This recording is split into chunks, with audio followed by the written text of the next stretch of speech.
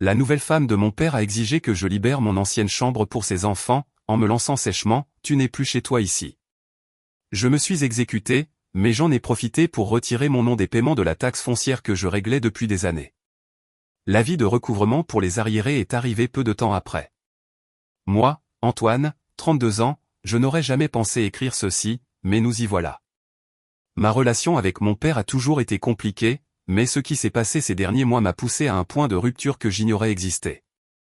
Ma mère est décédée quand j'avais 19 ans. Un cancer l'a emporté rapidement, nous laissant mon père et moi dans un étrange entre-deux de deuil. La maison où nous vivions, un modeste pavillon de 3 chambres en banlieue, est devenue notre ancre commune. Mon père n'a jamais été très doué avec l'argent. C'est ma mère qui gérait tout ça de son vivant. Et après sa mort, les choses se sont vite compliquées. À 23 ans, alors que j'avais mon premier vrai travail après mes études, j'ai découvert que mon père était noyé sous les dettes de la taxe foncière. La maison allait être saisie si personne n'intervenait. Alors, je l'ai fait. J'ai pris en charge le paiement de la taxe foncière. Pas officiellement. L'acte de propriété était toujours à son nom, mais je l'ai payé chaque année, sans faute, pendant 9 ans. Ce n'était pas donné, mais c'était la maison de mon enfance. Et plus important encore, c'était tout ce qu'il restait de maman à mon père. Je ne pouvais pas le laisser la perdre. Mon père et moi avions un accord tacite. Je vivais dans mon ancienne chambre, celle que j'avais depuis tout petit, et je participais aux dépenses du foyer. Il appréciait, ou du moins c'est ce que je croyais. Nous n'étions pas particulièrement proches après la mort de maman. Le deuil fait des choses étranges aux gens, mais nous coexistions de manière assez paisible. Puis, il y a environ 1 an, mon père a commencé à fréquenter quelqu'un. Appelons-la Nathalie. Il y a 6 mois, ils se sont mariés et elle a emménagé avec ses 2 adolescents. Au début, j'étais prudemment optimiste. Mon père semblait plus heureux, et je le voulais sincèrement pour lui. Je lui ai dit que j'étais content qu'il ait trouvé quelqu'un, et je le pensais. Le problème a commencé presque immédiatement après le mariage. Dès le premier jour, elle a clairement fait savoir que ma présence la dérangeait. C'était subtil au début. Des commentaires sur le fait qu'à mon âge, je devrais avoir mon propre appartement. Des suggestions comme quoi je prenais de la place dont ses enfants avaient besoin. Au début, je n'y ai pas prêté attention. Je me disais que les familles recomposées, c'est compliqué. Qu'il fallait laisser le temps au temps. Mais les commentaires sont devenus plus acerbes. Elle faisait des remarques désobligeantes sur mes horaires, sur le fait que je faisais parfois du télétravail, sur ma façon d'utiliser la cuisine. Pendant ce temps, ses enfants, Léo et Chloé, étaient bruyants et se croyaient tout permis, traitant la maison comme un hôtel. Ils laissaient du désordre partout, mettaient la musique à fond à toute heure et agissaient comme si j'étais l'intrus. Mon père ne disait pas grand-chose. Il était devenu passif en vieillissant, essayant toujours de maintenir la paix. Chaque fois que je soulevais un problème, il me disait simplement d'être patient, que tout le monde était en train de s'adapter. Il y a 3 mois, la situation a dégénéré. Un samedi après-midi, en rentrant de course, je l'ai trouvée dans le couloir, devant la porte de ma chambre. Elle avait un air suffisant, presque triomphant. Elle m'a dit qu'il fallait qu'on parle. Je lui ai demandé de quoi et elle s'est lancée dans un discours sur le fait que sa fille, Chloé, avait besoin de ma chambre parce qu'elle était plus grande et plus lumineuse, et que son fils, Léo, avait aussi besoin de son propre espace, donc ils allaient prendre la chambre d'amis. Je la fixais, attendant la chute de la blague. Comme elle ne venait pas, je lui ai dit que c'était hors de question. C'était ma chambre, ça l'avait été pendant plus d'1 décennie, et je n'irais nulle part. C'est à ce moment-là qu'elle l'a dit. Sa voix est devenue glaciale, elle m'a regardé droit dans les yeux et m'a dit que je n'étais plus chez moi ici. Elle a ajouté que j'étais un adulte, un parasite qui vivait au crochet de son père, et qu'il était temps que je me prenne en main au lieu de squatter une maison qui ne m'appartenait pas. J'ai senti quelque chose se briser en moi. Pas de la colère, non, plutôt une forme de clarté. Cette femme, qui vivait dans cette maison depuis à peine 6 mois, essayait de m'effacer du seul endroit qui me reliait encore à ma mère. Je n'ai pas crié. Je n'ai pas argumenté. Je lui ai simplement dit « d'accord ». Elle a eu l'air surprise, comme si elle s'attendait à plus de résistance. Elle m'a demandé si j'étais sérieux et j'ai confirmé que oui. J'ai dit que je serais parti d'ici la fin du mois.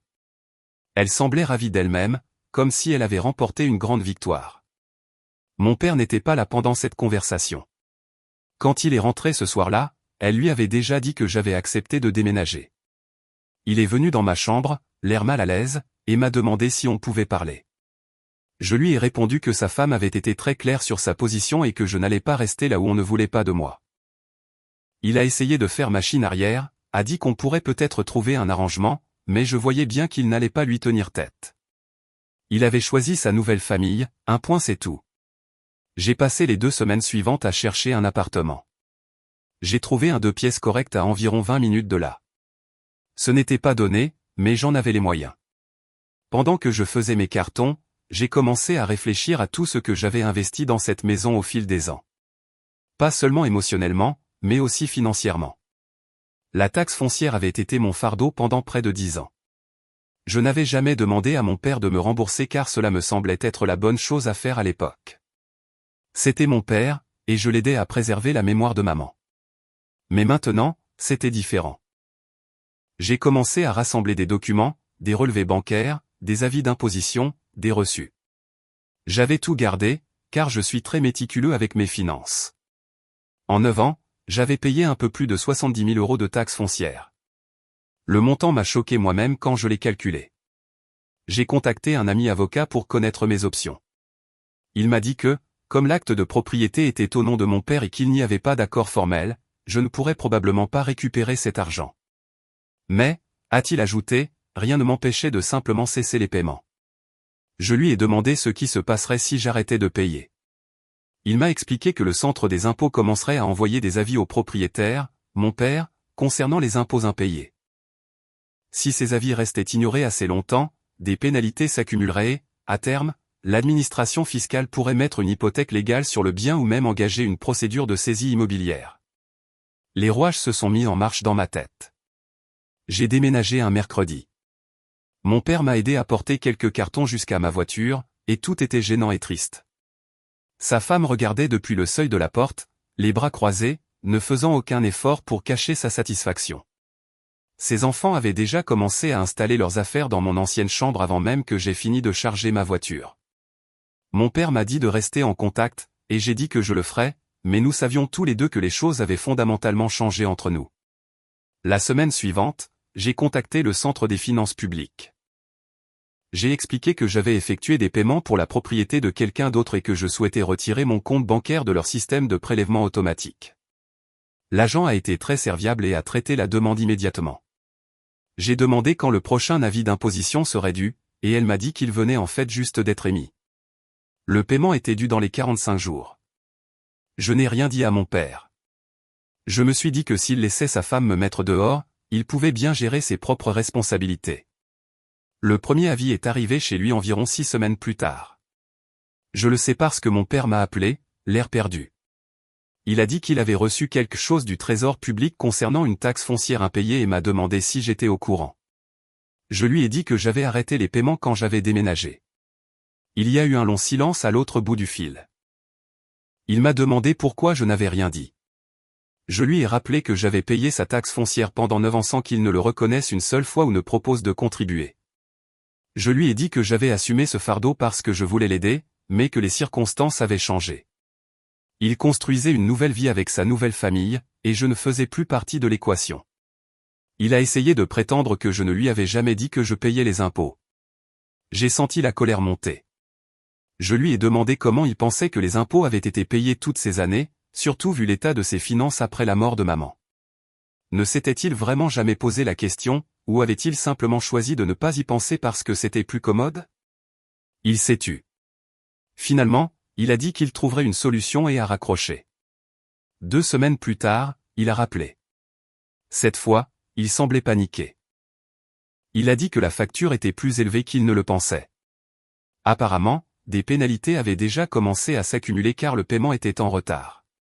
Il m'a demandé si je pouvais l'aider, juste pour cette fois. J'ai demandé si sa femme était au courant de la situation. Il a admis que oui. J'ai demandé ce qu'elle en pensait et il est redevenu silencieux avant de dire qu'elle estimait que c'était ma responsabilité, puisque je m'en étais occupé avant. C'est là que j'ai ri. Pas un rire joyeux, mais un rire amer et épuisé.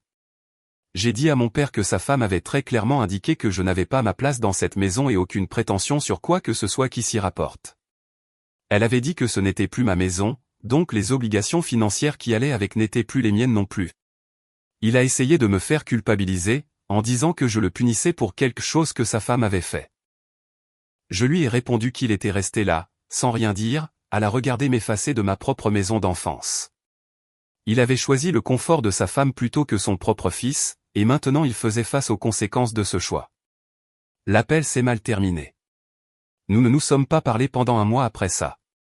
Pendant ce temps, j'ai appris par un ami commun que l'ambiance à la maison devenait tendue. Apparemment, mon père avait essayé de couvrir la facture d'impôt lui-même, mais n'avait pas assez d'économies.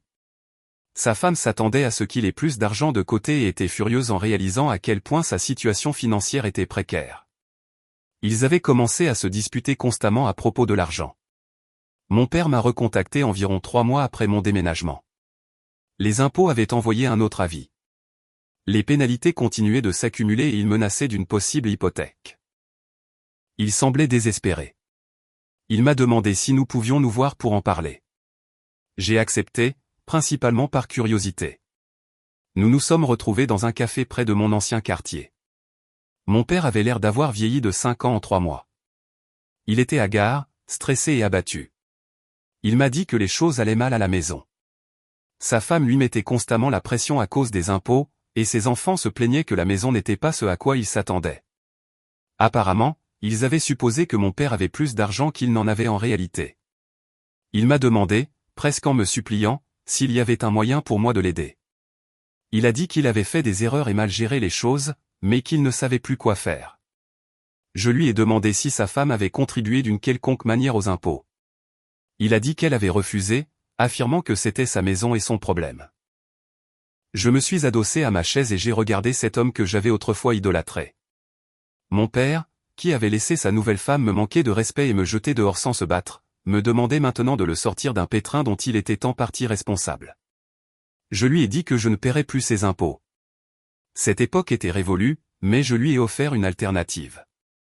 Je lui prêterais assez d'argent pour couvrir la facture immédiate et les pénalités, à un taux d'intérêt raisonnable, avec un plan de remboursement formel.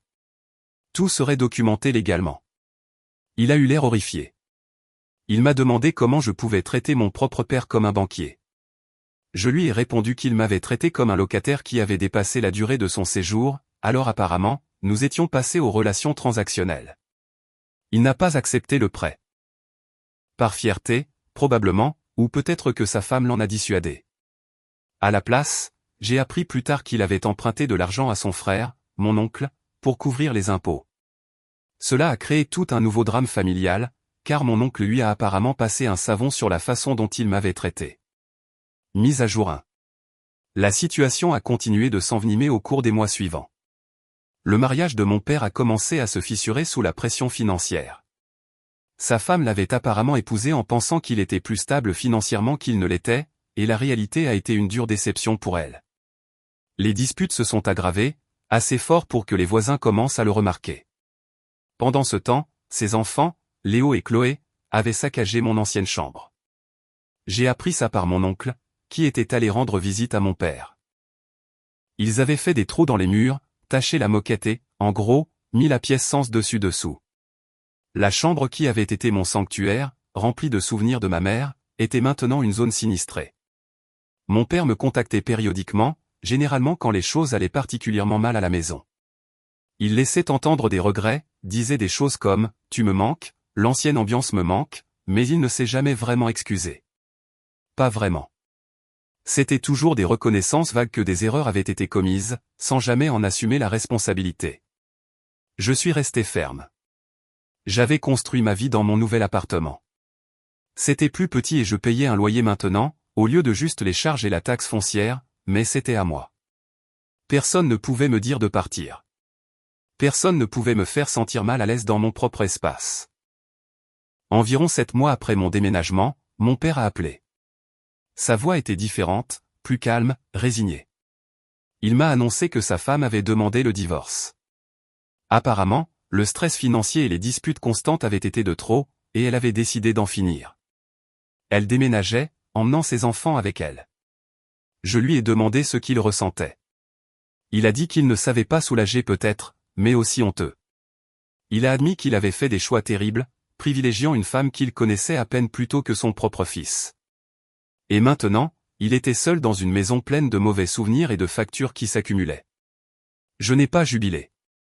Il n'y avait aucune satisfaction à voir la vie de mon père s'effondrer. Même après tout ça, je l'ai simplement écouté. Il m'a demandé si j'envisagerais de revenir m'installer. La maison était trop grande pour lui tout seul. Il avait des difficultés financières et ma présence lui manquait. Je lui ai dit que j'y réfléchirais, mais je connaissais déjà ma réponse. Une semaine plus tard, je l'ai retrouvé pour déjeuner et je lui ai donné ma décision. Je ne reviendrai pas. Trop de choses s'étaient passées, et je ne pouvais pas retourner dans un endroit où l'on m'avait fait sentir si indésirable. Mais je lui ai fait une offre différente. Je lui ai dit que je l'aiderais à vendre la maison.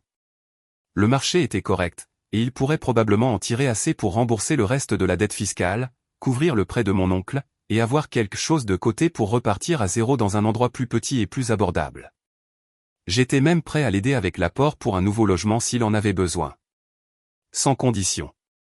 Il m'a regardé avec les larmes aux yeux et m'a demandé pourquoi je ferais ça après tout ce qui s'était passé. Je lui ai dit que, malgré tout, il était toujours mon père et que maman n'aurait pas voulu que je l'abandonne complètement. Mais j'ai aussi été clair sur le fait que notre relation à l'avenir serait différente, avec plus de limites, plus d'honnêteté. Il a accepté. La maison s'est vendue 3 mois plus tard. Mon père a emménagé dans un petit appartement en résidence, plus près de son travail, et je l'ai aidé à s'installer. Nous dînons ensemble une fois par mois maintenant. Rien d'extraordinaire, juste un rendez-vous fixe pour prendre des nouvelles. Ce n'est pas la relation que nous avions avant la mort de maman, et ce n'est certainement pas l'image que je me faisais d'une famille, mais c'est quelque chose. J'ai beaucoup appris à travers tout ça. J'ai appris que parfois, aider les gens, c'est savoir quand arrêter de les aider. J'ai appris que le respect se gagne, il n'est pas dû, même au sein des familles. Et j'ai appris que se défendre ne fait pas de vous quelqu'un de cruel. Cela fait de vous quelqu'un d'honnête. Mon ancienne chambre appartient maintenant à quelqu'un d'autre, dans la maison de quelqu'un d'autre. Et c'est très bien comme ça. J'ai construit de nouveaux espaces, de nouvelles limites et de nouvelles définitions de ce que signifie « chez soi ». Parfois, la chose la plus forte que l'on puisse faire est de s'en aller et de laisser les gens faire face aux conséquences de leurs choix, y compris les personnes que l'on aime le plus. Si vous aimez ce genre d'histoire, un petit clic sur le bouton d'abonnement nous ferait énormément plaisir.